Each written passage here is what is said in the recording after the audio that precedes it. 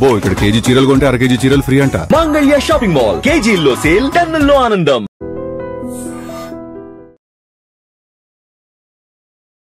Here in Istanbul, Turkey, so happy because the leaders have agreed to release Nimisha Priya.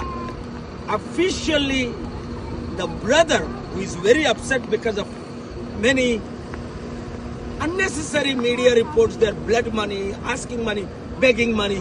No, the family is so wonderful. Almost all of them agreed except the brother who has not made announcement.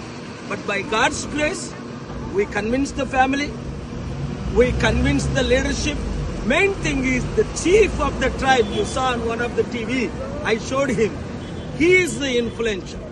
And Houthi president, who agreed and gave me time 7 days, as per my request. 4 more days to go, big miracles will happen. Nimisha Priya in Yemen will be saved and sent to India, or I'll bring, or I'll send to India. Pray.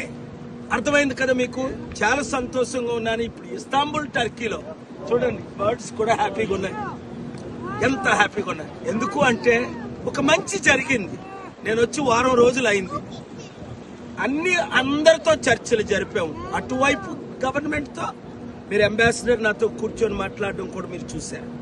ముఖ్యంగా Houthi chief, Houthi president, Houthi leaders, ఆ family Nimisha ఎవరినైతే మహదీని చంపేసింది అనాల by accident, ఆ తర్వాత మాట్లాడు, ఆ family కూడా చివరిగా ఒప్పుకున్నారు.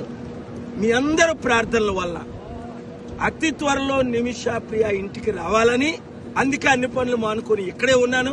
మీరు చాలా మంది కామెంట్స్ పెట్టారు, మోదీ గారు ట్వీట్ చేసినా చీకపోయినా, జయశంకర్ సపోర్ట్ చేసినా చేయకపోయినా మేము ఉన్నాం సార్, మీతో మేము ఉన్నాం. నిమిషా ప్రియాని మీరు రిలీజ్ చేసిన దాకా రావద్దు అన్నారు.